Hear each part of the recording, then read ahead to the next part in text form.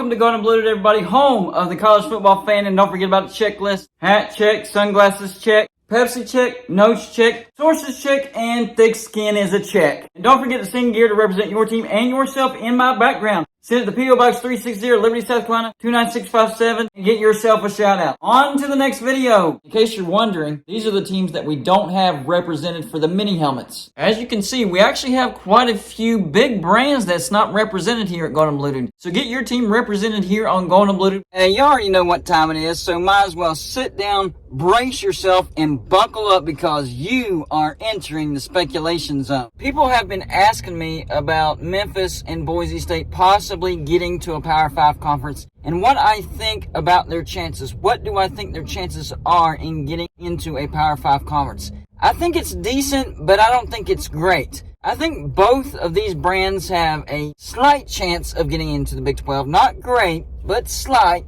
I think Memphis has a slight chance to get into the ACC. Remember, Memphis is pouring about $250 million into the Liberty Bowl. Somebody gave them the green light. You don't just pour $250 million if you're planning on staying in the AAC. But maybe it was related to the Liberty Bowl, the bowl, not the Liberty Bowl, the stadium. Because remember, they do host the Liberty Bowl, the bowl. So maybe that was part of the reason as well. But I think they still have a slight chance to get in the Big 12 and a slight chance to get the ACC. With Boise State, I think they have a slight chance to get into the Big 12 and less than slight chance to get in the Pac-12. The Pac-12 is a big problem for Boise State because of their academics. The Pac-12 turned down BYU, who has better academics than Boise State. So that tells you right there, it's not looking good for Boise State in the Pac-12. But remember, desperate times call for desperate measures. Could the Pac-12 look over the standards that they have in place if they get desperate enough, if the TV deal is not looking good, and it's not looking good, and actually add Boise State?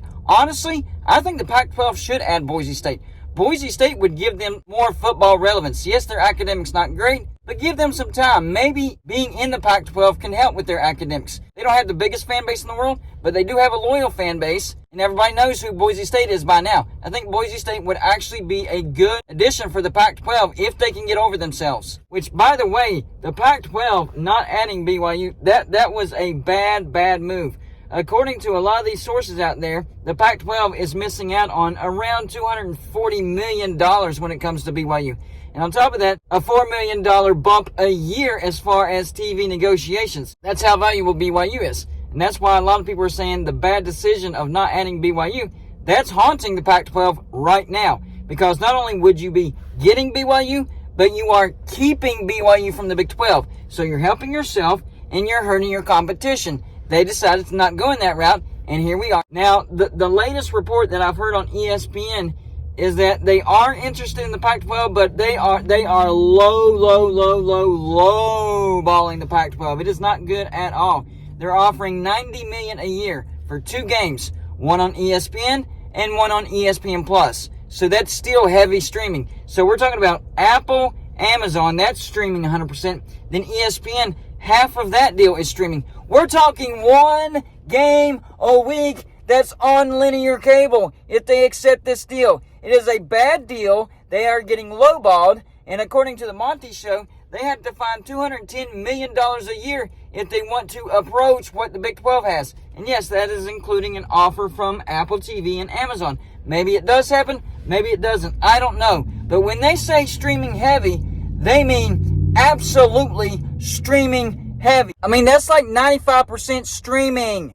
And the Arizona president is confident, or was confident, not anymore, I don't think, but in the interviews, and I've done multiple videos on this, you could see his mood change from interview to interview to interview. He did put confidence in George Kliavkoff to give them the best TV deal. And then it was like, well, we're not leaving the Big 12. We have to see the numbers first. And then it was like, it's going to be heavily determined by this TV deal. And then it was, we got to see the TV deal, and then we can make an informed decision. So Arizona is looking at this, and they got to be shaking their head going, what is going on?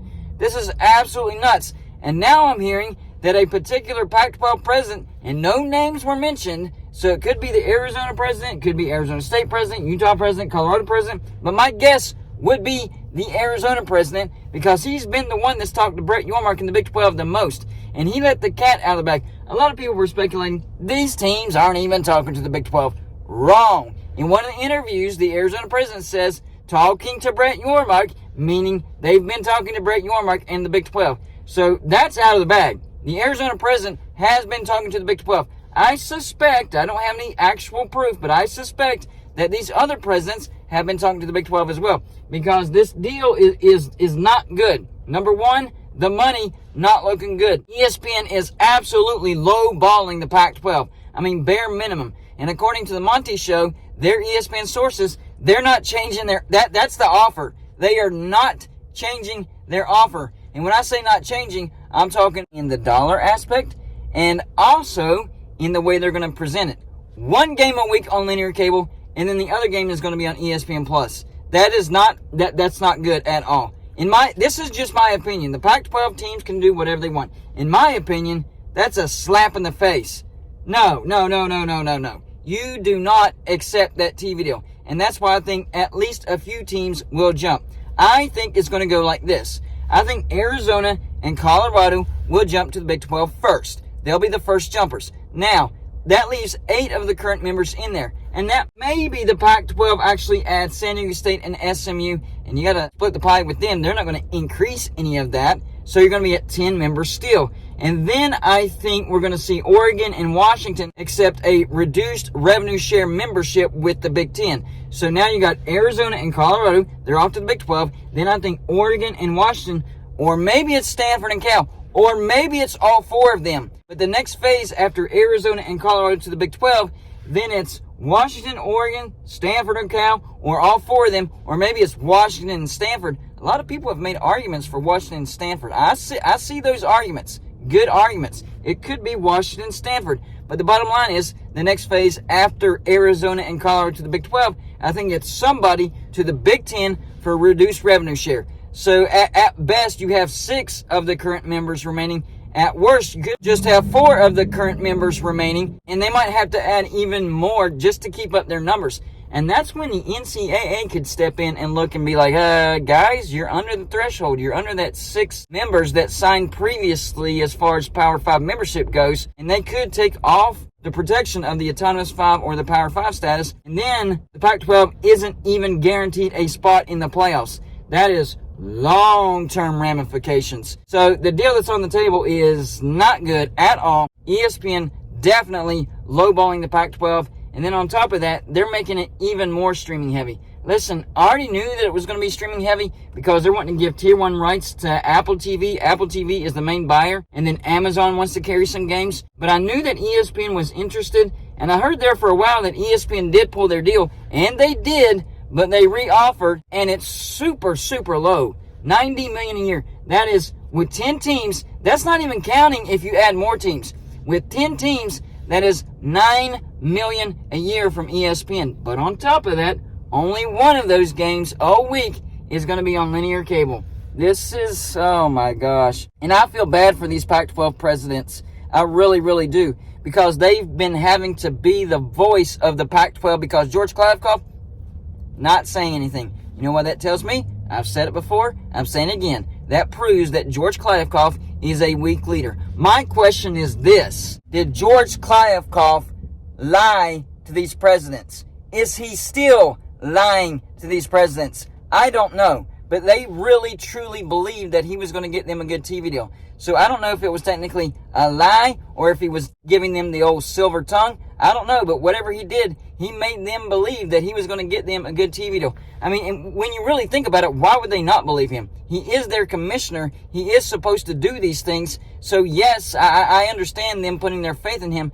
But man, it's not looking good. He's almost making them look foolish for them putting their belief in him. I truly feel bad for them. So this is bad. This is really, really bad. So now you know, when we say streaming heavy, we mean streaming heavy as only one game. One Pac-12 game all week will be on linear cable. And it'll be on ESPN, probably Pac-12 After Dark. But that's it. That is it. Under what we're looking at, under this TV deal, what we're looking at, one game a week on ESPN, and that's it. No, Fox is not interested. That is it. That is the deal. If they want a deal on linear cable, it's one a week, and it's on ESPN. My gosh, how did we get here? I don't know. So y'all let me know in the comment section. Number one, do you agree with me? Do you think the fact that the Pac-12 said no to BYU helped put them in this position that they're in right now? Number 2, do you agree with me that Boise State and Memphis have a slight chance to either get in the Pac-12, Big 12, or ACC? Number 3, do you think the Pac-12 will actually accept this deal? And if they do, are we going to see teams jump sooner rather than later? Finally, last thing, if teams do jump, do you agree with the phases that I'm presenting as far as when they will jump? That's all I got for you for this show. Like and subscribe if you haven't already. I'll see you on the next show.